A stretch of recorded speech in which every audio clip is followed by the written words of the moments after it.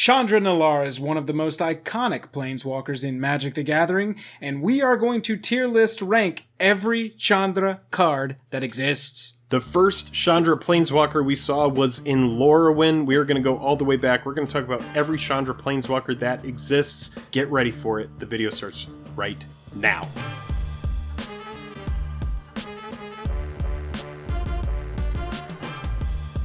Special thanks to our Patreon supporters who power our channel. Check out our Patreon for monthly giveaways, exclusive content, and even a starring role in our fan fight series. Link in the description below. Hello and welcome to the day. Thank you for spending your time with us. I'm Jake. I'm Joel. Welcome back to another episode of Jake and Joel Are Magic. We are going to list and rank all of the Chandra Planeswalkers from across Magic the Gathering's history. But first, think about this. If you like the video by the end of it, consider liking and subscribing. It really helps us out. It's the best way to support the channel. We are going to do a tier list. If you like these tier lists, leave in the comments a tier list that you want to see. Maybe we'll do it in the future. We have a lot of cards to talk about, 15 of them to be exact, actually 14, one of them flips. Let's get into it. So the way we're going to structure this tier list is we are going to rank all of these Chandras in a vacuum, all right? We are going to rank them on all of their playabilities across all formats, standard, modern, commander, everything.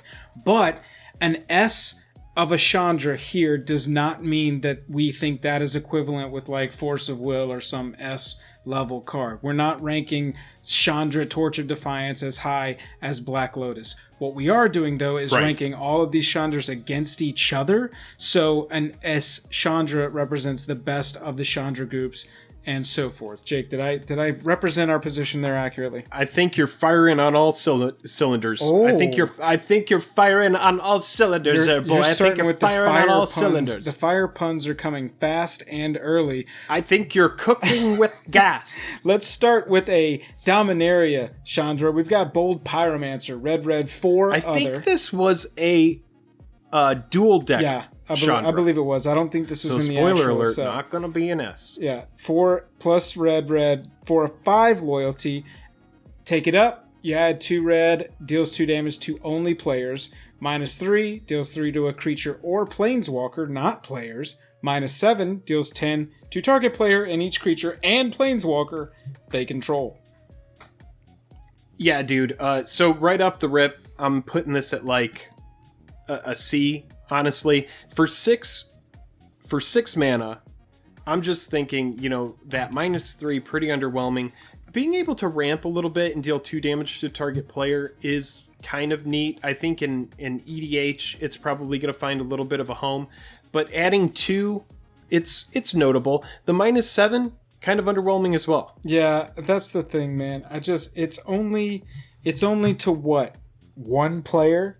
I mean, that's just not enough. For me, I think that C is even too gracious for this. Can we start this whole tier list off with a D from the dual decks Chandra? Yeah, I think that's fine. Let's that? go ahead and talk about one that's really, really, really good. Yeah. Chandra Torch of Defiance, 2 red, 2 other for 4 loyalty. Exile the top card. This is a +1. Exile the top card of your library. You may cast that card. If you don't, Chandra Torch of Defiance deals 2 damage to each opponent. Each opponent is always good. That +1, a little mana ramp, 2 red to your mana pool. -3, Chandra Torch of Defiance deals 4 damage to target creature. And -7, you get an emblem with. Whenever you cast a spell, this emblem deals 5 damage to target creature or player. Right off the rip, dude, really good. 4 mana for 4 loyalty. I know that this card has been played in Modern. I know that this card was a house in Standard when it was in Standard. I think that, this card could find a home in Pioneer. I know that it has a little bit of an uptick in price since Pioneer's announcement. But I like everything that's going on here. Being able to exile the top and cast that card, that's card advantage, that's velocity, so it's really good in my opinion. Plus mana ramp. The only thing I don't like is you got to ticker down to 1 to 4 to a creature. So the whole protect itself as a planeswalker that we like so much, this doesn't do very well because it's going to take itself down into absolute red zone to maybe kill a creature. So what you really want to do is be ticking it up the whole time and be racing the opponents to this 7 emblem because this emblem is so good. Where would you rank this? I would rank it at a solid A. Yeah, I think that this is an A Walker. I think that it's seen play across multiple formats and will continue to see play across multiple formats. I think it's one of the best of the bunch, and I am very happy with it getting an A. Chandra Pyrogenius is next up. Red 4 for a 5 loyalty walker.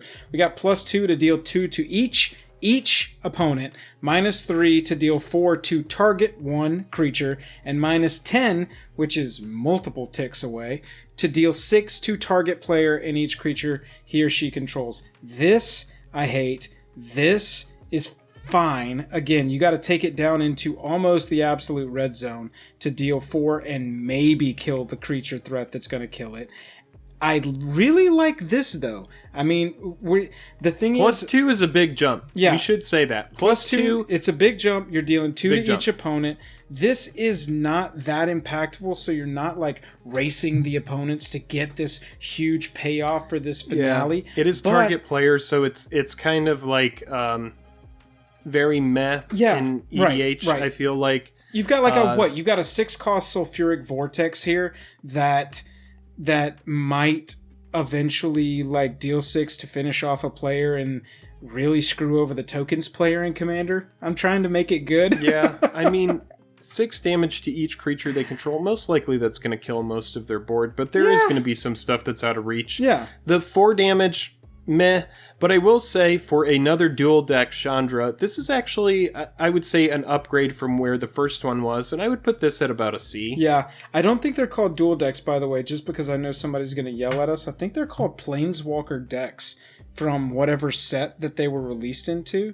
Sure, yeah, they're not dual decks, you're right. Whatever promotional product, that ancillary product that came out alongside the set, that's what that is. Is at a C. It's a C. It's a C.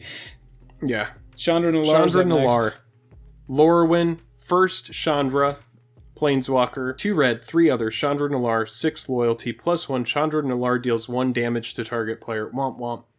-X, Chandra Nalaar deals X damage to target creature, -8, deals 10 damage to target player and each creature he or she controls. So obviously that ultimate, a huge upgrade from the previous card that we just talked about. Yeah, it's an upgrade, but you got to get there by dinking along. No, but that's fine. This card comes out at 6. Its +1 is extremely, extremely underwhelming, but it can get to 8 quickly. Yeah. So 3 turns after it comes on the battlefield, you're able to use the ability.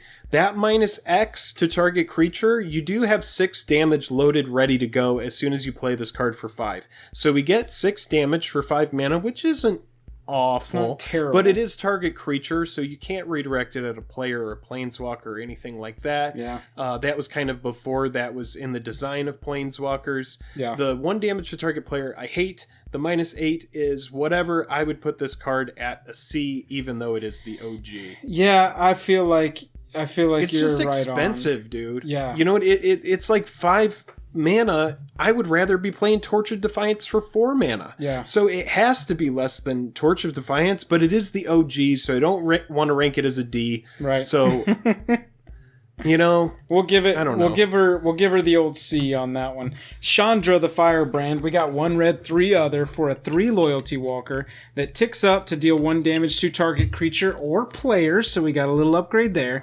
-2s to fork a copy, an instant or sorcery, and -6 to deal 6 damage to each of up to 6 target creatures and or players. So we have.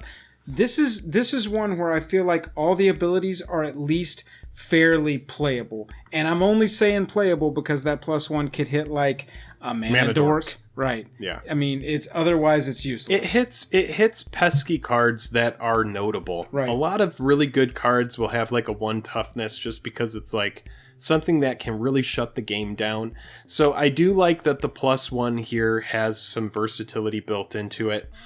It also plays well with any kind of bloodlust trigger. Is that the right mechanic? I forget the mechanic, but where it's just like, you ping for one and then you can play a creature for a I know what you're talking about. bloodlust. It like enters with extra counters if you dealt damage to a player. I like that this can ping. It can enable certain strategies. The -2, it takes it into the red zone, as you like to say, simply to cast a spell. However, if you're reverberating a lightning bolt with this ability, you're getting a lot of value out of that -2. The -6, kind of hard to get to. The way I look at it is that you're tapping out to play her on turn 3 if you ramped, 4 if you're on curve. So you're not going to -2 immediately because you don't have any mana. So you're going to tick her up once. So essentially she represents for 4 mana to me. Her floor is, of course, unless she gets aced, her floor is 1 damage to a creature or a player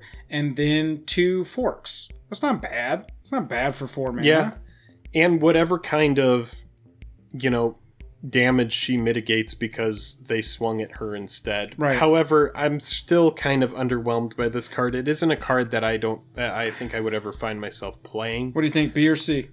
Why don't we say a C on this one? I don't think it's a B. Okay, sounds good. What about Shondra Blaze? You want to introduce us? Yeah, Chandra Blaze, 2 red, 4 other. From Zendikar. This card was played in Zendikar. We were just talking about this. Yeah, this was a standard played card. 5 loyalty, +1, discard a card. If a red card is discarded this way, Chandra Blaze deals 4 damage to target creature or player. So you're converting all of your red spells into 4 damage to creature or player. I'm sure this card has been errated to be able to target planeswalkers. I'm sure this is meant to mean any target, I would guess. Yeah, I would say the same thing about the last one as well. Sure. So -2, each player discards his or her hand, then draws 3 cards. So a small wheel effect. And then -7, cast any number of red instant or sorcery cards from your graveyard without paying their mana costs. If you get to that, and you can get to it again. 2 ticks up. Two ticks up, and then the next turn you're using it. And look, and the wheel, you called it a small wheel, but that wheel in a red deck, this should be the top of your curve.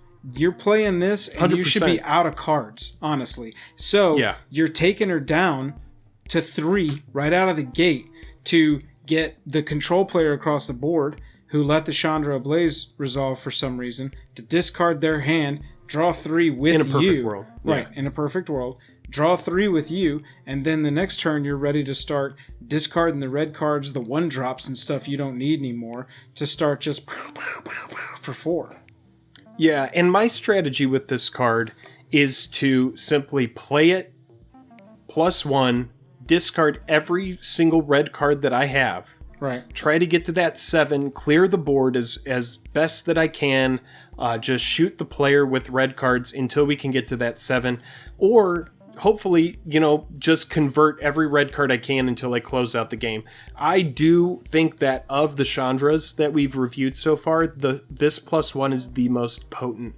It being able to just severely convert. I think overall, this one is online with our other A so far, and so I would rank it an A. What do you think? It's just a little bit expensive for me, and for that reason, I would have to rank it at a B. Let's go with B then. We don't have any Bs.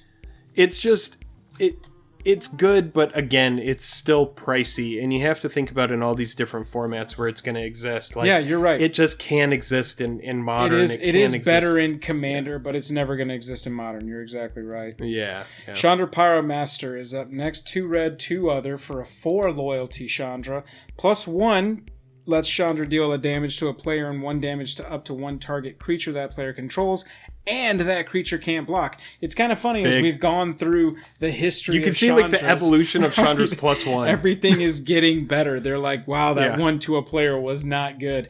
Okay, that was an oversight. We've also got a 0 to exile the top card of your library and play it this turn. So we got a little light up the stage on a 0. Card advantage. Right. Yep. And then 7, which is 3 ticks plus an untap away. To exile the top 10, choose 1 instant or sorcery exile this way, copy it 3 times, and the casted copies can be played without paying their mana costs. I think for 4 mana, this one's actually got some playability because you got some velocity in the middle. You got some unblockable up top, which for any good aggro deck, that ability in and of itself should be held to a premium. Plus, if you can possibly tick her up 3 times, honestly, the ultimate is irrelevant here, because if you're doing what you need to do with your aggro deck, speaking as an aggro player, 3 unblockable swings, that should have won you the game after you're playing a 4-cost Planeswalker. However, yeah, that's true. If it survives, you're just pinging stuff, you're exiling top cards, you need cards. I think that, this represents a lot of what aggro wants. Yeah, from a commander perspective, in a red-white deck, this is nice because that 0 cost is allowing you to continue playing cards. From an aggro perspective, the +1... yeah, that's what the aggro deck wants. It wants a passive way to just kind of be able to get in without having to pay any kind of mana. You're just upticking your Planeswalker to be able to get in, swing through. And it also hits mana dorks, which is really cool as well. The -7, again, I agree with you. I would rank this card at... I would rank it at a B, dude. I like when we get to a ranking and we go, I think I didn't have one immediately ready. It's tough, dude. It's tough. Yeah, I do think B for this one. I think it's just not quite that impact. I mean, we know that this is our litmus test. Right now, this is our ceiling. We're looking at a Chandra that is played in most formats. It's not super commander relevant, but 60 card constructed, all the way down to possibly modern. That's got playability. This one really doesn't, but it does get some commander love. It possibly gets some pioneer love. And it is much better than so many Chandras that we've talked about. Oh yeah, absolutely. That's the thing. That one I could say is maybe on the line between B and A. You want to introduce us to Acolyte of Flame? Yeah, let's talk about Chandra Acolyte of Flame. 2 red, 1 other, 4 loyalty, 0. Put a loyalty counter on each red planeswalker you control, 0. Create 2 1/1 red elemental creature tokens. They gain haste, sacrifice them at the beginning of the next end step. -2. You may cast target instant or sorcery card with converted 3 or less from your yard. If it would be put into your yard this turn, exile it instead. Yeah. Just so you know, the M20 Chandra suite of planeswalkers, they all came out alongside each other, and it's because it was a set that was about Chandra. Right. So this card is actually designed to operate alongside cards like Chandra's Regulator and the uncommon Chandra that we are going to be talking about soon, and also Chandra Awaken Inferno that you see coming up as well. And some all creatures cards, too. They play well. They have some synergy together as well. That's right. And so these cards all have synergy, and it was kind of, from a design standpoint at least, based on what I can see, it seems like a deck was supposed to be like the Chandra deck. I don't think it ever really took off, but there was some sort of synergy there. Right. But you could see these create 2 1/1 red elemental creature tokens. This can be really, really strong in anything that's like buffing these tokens, anything that is making, elementals bigger, anything that is... Dude, Priest of Forgotten Gods. Anything that's sacking creatures. That's right. That's a good... That is where this card has lived. This card has been standard playable for a long time now. I think it has Pioneer playability too. Yeah, I think when it does. When you're paying 3 mana, that's the sweet spot on these walkers, dude. There are so many good planeswalkers. One of them was so good. Oko it was just absolutely broken. 3 mana walker. The one that is the best is Liliana because it is super strong. Liliana of the Veil, 2 black, 1 other. Super strong, but not too strong that it gets banned. Right. Because that's the thing, is if it's too strong, it gets banned. So look, Acolyte of Flame for me, Teferi. It's all about that three. Yeah, anyway. It's a 3-cost enchantment essentially that is going to poop out 2 1/1 hasters every turn, and in a pinch, it can -2 to flashback a CMC3 or less instant or sorcery, which in a red deck can get you there. Yep. This card, you can. It doesn't have commander playability, so it's going to lose some points there. It definitely has had standard playability in its time, which is how we've rated the rest of them. You think it's got pioneer playability? I mean, dude, I think so think too. in Commander you play this alongside something like Ashnod's Altar, and it becomes a token generator where you can sacrifice these tokens after you swing with them. Yeah. And I mean, Dude, I actually think it's very, very good. I would actually rate this at an A or a B. I'll defer to your judgment. No, I'm happy with an A. It's nice to have another A. I think that for the amount of play it's seen, it has earned an A. I mean, look at the rest of these down here. Comparatively, if you're looking at this list so far, these have seen the most play in their time in Standard and continue to be viable in 60-card constructed formats and possibly Commander. Now, look, honestly, you know, there are some better ones down here for Commander, but it's all about all of them across all I mean, formats. this is a Chandra that makes tokens, and Right. to my understanding, there's like one other Chandra that makes tokens. We haven't talked about it yet. Yeah. But that is a big ability, and the fact that, you know, this is on a Chandra that is 3 converted mana cost compared to That's one the from thing. Oath of the Gatewatch, which is 6. Right. Like, that's a big difference. Next up, we got Chandra Waken Inferno. 6 for a 6 loyalty that can't be countered. +2 to get an emblem to each opponent. Read that again. Each opponent. At the beginning of your upkeep, this emblem deals 1 damage to you. That's a race. -3, it deals 3 to each non-elemental creature. Wow. We got a Anger of the Gods on a Planeswalker that doesn't kill the Planeswalker. Chandra Waken Inferno deals X damage for -X to a creature or Planeswalker, and if it dies, it's exiled. This card is a house. It has been played in 60-card constructed. It has been played in Commander. It is format eternal. It's a fantastic control finisher, in my opinion. Yes. That can't be countered. I would be flummoxed if Right. I had to deal with it. Right. The +2 after the 6 loyalty that comes with it is just absolutely brutal. So you have to deal with 8 loyalty the turn that your opponent plays this card. Immediately. Yeah, and then The race begins. There's to date no card that deals with emblems. So, you know, dealing with that 1 damage, as soon as they've done that 2 or 3 times to you, you're in a real bad way. Right. So even though it's expensive, I do think that this card has modern playability in like fringy control decks that like Grixis control. I do think it will have Pioneer playability Yes. in the right setting if control were to take off as well.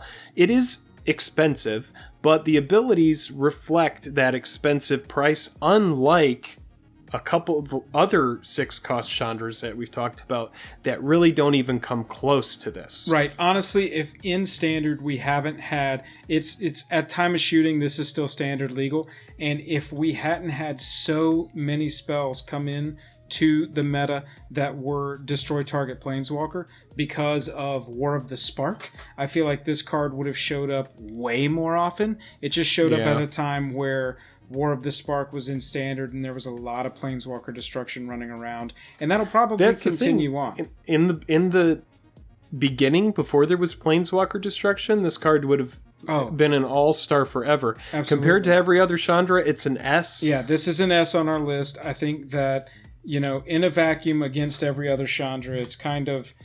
It's just... It's fantastic. Yeah, it's just fantastic. We'll stick it up there in our I will S talk tier. about Chandra Novice Pyromancer, 1 red, 3 other, 5 loyalty. Elementals you control get +2/+0. The -1 is add 2 red mana. -2 deals shock. So, we just talked about this card.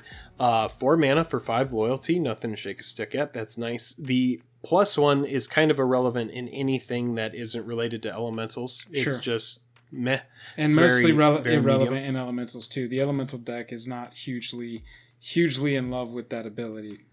Yeah. In limited, this card is just It's a amazing. house. Yeah. It's great in limited. Having that renewable removal is really good. But I just don't think that it's playable in a lot of things. I do like the ramp. I do like the shock. The +1 is very meh. And despite the +1, I still think the card is fair. I would rank it at like a C. So, honestly, this card, I would only recommend playing it if you and your friends have a box of M20 and you're drafting it together and building decks out of it. Yeah, that's a good point. I don't see this card being played anywhere else. I would rate it E, so can we compromise on a D for Chandra Novice Pyromancer? Yeah, sure. Let's do a D. It's our uncommon. And then tell us about Flame's Fury. Yeah, absolutely. Flame's Fury is another M20 one we got here. I think that this one was in one of the box sets as well, as proven by 294 out of 280. 294. Red, 4 other for a 4 loyalty walker, +1 to deal 2 to any target. We were in any target territory at this time of printing. -2 to deal 4 to a creature and 2 to that creature's controller. And -8 to deal 10 to a player and each creature that player controls. So we got to tick up 4 times to use the ultimate. We got to go down into almost red zone to deal 4 to a creature, which probably won't kill it, and deal 2 to that controller. So a shock, okay. Is it my turn? And then +1 to deal a shock to any target. Again, you're killing dorks. You're killing a little bit better than dorks. I mean, you're killing dorks and bears, honestly, for 6 mana. Yeah, I mean, there's a lot of good cards that you can kill with that +1 ability. Sure. Any target is a huge upgrade to the other Chandras that we've seen. 4 damage to target creature and 2 damage to that creature's controller. It's most likely going to kill something, deal 2 to the opponent. That's kind of meh. But it's not going to kill their best thing. If you could get to the -8, which you likely never will, no, it's very good and game breaking. I don't like it very much. No, to be honest. I think that for me this is an E. It's kind of weird that even for 6 you're getting a 4 loyalty. Yeah, 4 loyalty for 6 is really, really mediocre. Plus, I think the abilities are just weird, and you're never going to get to that ultimate. Flame Caller's up next. Shondra Flamecaller 2 red for 4 loyalty. So again, 4 loyalty here. But the +1 is put 2 3/1 red elemental creature tokens with haste onto the battlefield. Exile them at the beginning of the next end step. That's pretty huge. That's 6 power for a +1. That's a good attack. It doesn't protect itself, but it's an excellent attack for 6 power, and you get to leave a planeswalker behind, essentially, with 5. That's right. And then 0, you're wheeling for whatever's in your hand, and -X, X damage to each creature. Yeah, each creature, that's nice. So you got a Anger of the Gods +1 right out of the gate. That's not bad. One-sided wheel for yourself is really good too. Yeah. You don't really like to wheel and fill up your opponent's hands in Commander. I do think this card is good in Commander. Again, it's something that generates a go-wide strategy. It's something that if you're not blocking those, they're going to seriously start to do some damage. Well, and in the right deck, you've got Sacrifice, and it doesn't care if you're sacrificing tokens or actual creatures. And so, +1... maybe swing at somebody who's open and just be like 6 damage. Whoops, sorry, you didn't have any creatures. Maybe put something on the battlefield and then sack them to something. Even and maybe don't swing and then sack them to something. That's not bad. And then like you said, I mean, if you're down to a land in your hand, discard that land and draw 2 cards. That's really good for 0. Yeah, dude, discard that land, draw 2. I mean, that is good. It's not bad for 0. It's not bad. And the fact that that is just a recyclable effect. Yeah, and it then just nothing to as do a backup, you've got on the entrance a 6 cost 4 to each creature. That's not terrible. I don't hate that as much as I've hated some of these ultimate abilities. Plus, you can use this. I mean, if you just got a token deck across the battlefield from you, -1. Whoops, sorry, you haven't played your Anthem yet. That's huge. Or they have a couple mana dorks. It's definitely worth it to -1. Yeah. So definitely some good versatility on this card. I would rank this at a solid B, dude. Yeah, I'm surprised with how much I like this card. Or like a B.5. At first glance, I wasn't a huge fan of this card. I like B. I'm going to use my vote for B. Joel does not like having 0.5s. No, man. It gets weird with the cards. You know how it goes. Talk about this card that's kind of complicated to flip. Yeah, so we're gonna open both of these up at the same time. I got to get these Got to get these into a viewable state here. We got Chandra Roaring Flame is what it flips into, and it starts as Chandra Fire of Kaladesh. So what you're seeing is the start and the flip here. We got a creature for red 1, a 2/2 that whenever you cast a red spell, untap it. Now you can tap Chandra to deal 1 damage to target player. If Chandra is dealt 3 or more damage this turn, exile it, return, or transformed into Roaring Flame. So, you got 2 ways to do this. Jake pointed out the probably best way, which is attack into an empty board, deal 2, cast a red spell, untap her, tap her to deal 1, she's dealt 3, flip her into Chandra. Otherwise, it's tap her, deal 1, cast a red spell, untap her, tap her, deal 1, cast a red spell, untap her, tap her, deal 1. So which you need isn't 2 red which spells. isn't super difficult to do. No, You it's just definitely need not like difficult. But It's yeah, just it's all about what you can do at that time, because you've got, you know, a 2/2 that's got to get through. I mean, in EDH, this is going to be very difficult to flip. And let's very look at medium, the other side. very because, bad. I just don't think it's. I great mean, in when EDH. you flip it, +1 deals 2 to target player, womp. -2 deals 2 to target creature, bigger womp. -7 deals 6 to each opponent at each player dealt damage this way gets an emblem with. At the beginning of your upkeep, this emblem deals damage to you. 3 damage. Wow! That -7 is dope. But you got to tick her up 3 times. Yeah. And then And untap. let's just talk then about you this. can do it. So there are creatures that exist that enable haste. So let's say we're trying to play this in an Eternal format. We play one of those 1-drops where you can tap it, give target creature haste until end of turn. Sure. So even in an ideal world where this card has haste somehow, you have to swing with it on turn 3, then you have to find mana to play something. So most likely you're not going to be swinging with this and transforming it till as early as turn 4. So that loyalty actually kind of checks out. It's like most likely you're going to flip this on turn 4 in a perfect situation, and you're going to play it for 4 loyalty. And then you're like just you've already talked about, You're just like the +1/+1/+1. abilities are just boo. Right. They're just boo. But 2 damage to target player in a 1v1 setting is going to add up quickly, and they're going to feel like they need to answer this because most likely having this alongside is going to outpace. Right. All And of this is being a bomb. said. This is a bomb. Yeah, this that's ultimate ability is ridiculous. You do want to, I mean, the emblem just closes out the game. Exactly. But you do want to, as if this is played against you, you want to answer it as quickly as possible. Because, dude, it is very good if you can flip it, protect it, get that recurable 2 damage, but then also still apply pressure. But flipping the card is kind of... I think there's a reason we never really saw this card take off. Exactly. It's iffy to flip it. The plus and the minus abilities are iffy, and the -7 is super dope, and that's the only reason that this card would even be considered to be played. This is a D for me. I'll listen to arguments about C. I will give it a D+. I hate that. Let's just go C. Come on, do a D+ for me once. Okay, all right, look, fine. C. What I want you to see is that it's kind of going to be between C's and D's. You know what I'm saying? It's going to be in between both. Sorry, I got 2 cards. I'm surprised we haven't seen an F. Well, yeah, I mean, honestly... It is what it is. Yeah, I think we're trying to give the Chandras the benefit. Chandra is a doubt. tough planeswalker because it is a planeswalker that is notorious for being underwhelming. I'm going to talk about Chandra Fire Artisan here. Yeah. This is the last Chandra we're talking about. 2 red, 2 other, 4 loyalty. Whenever one or more, this is a passive, whenever one or more loyalty counters are removed from Chandra, that means if they attack it and loyalty is removed, it's going to deal that much damage to target opponent or planeswalker. Love that. Protection built in passively?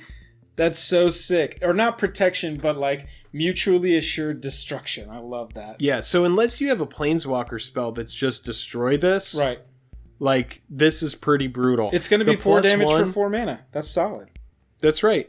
The +1, exile the top card. You may play it this turn. That's velocity. That's card advantage. So it's solid. Again, 4 cost is a big difference between 5 and 6 cost. 4 cost brings this card into playable. We haven't really seen it take off much in Standard. It has been played a little bit.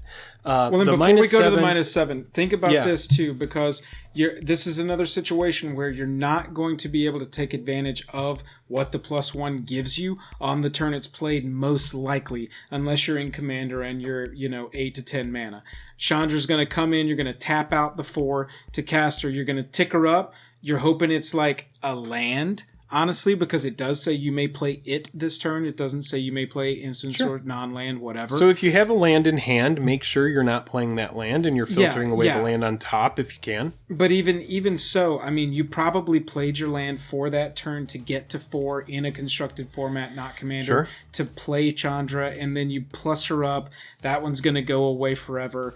But she does start at 5. That's really my main point, is that she mostly is a 5 loyalty walker, because they're not going to be able to, she lands, priorities with you, it's +1 city, and they've got to, like you said, have a destroy target planeswalker, because she's essentially a 5 loyalty for 4. Yeah, and she just constantly shoots damage at face. Right. If they don't have any planeswalkers to pick down, she's just constantly hitting face until you remove her. And I mean, she does represent 5 damage at the face if you can't destroy her straight up. So pretty good card that offers some versatility. I would actually put this card at a B+. Okay, you know what, Jake? Just for you, and because it's the last card and it's going to be very simple to do and I don't have to worry about it, we're going to rate this one at B+. What do you think, Jake? Are you happy with that? Zelda meme, dude. I'm super happy about it. Yeah, I had to do a Zelda meme. That is the list. Look at it. Screenshot it if you want to share it with your friends and call us plebs on the internet. You know we love it. So at the time of shooting, these are the Chandra Planeswalkers that exist. I hope you've enjoyed this tier list. If you did, click like, click subscribe. Let us know in the comments if there's a tier list that you think we should do that is really interesting to you, that you are passionate about. Our favorite part of doing these tier lists is that the conversation continues after we make the video. Right down there in the comments, let us know what you think of our rankings. Should some of the Chandras been higher? Should some of them been lower? Can Joel ever get a full sentence out without stuttering? Spoiler alert, he can't. He cannot. Let us know below. We appreciate you watching. If you want to hang out with us further, we got a Twitch. Go check that out. And go check out our Patreon. The link is down in the description below. We think it's pretty cool, and we think you'll think it's cool too. Jake, I'm tapped out. That's it, baby. Let's go do something that's more impressive than +1 damage to target player.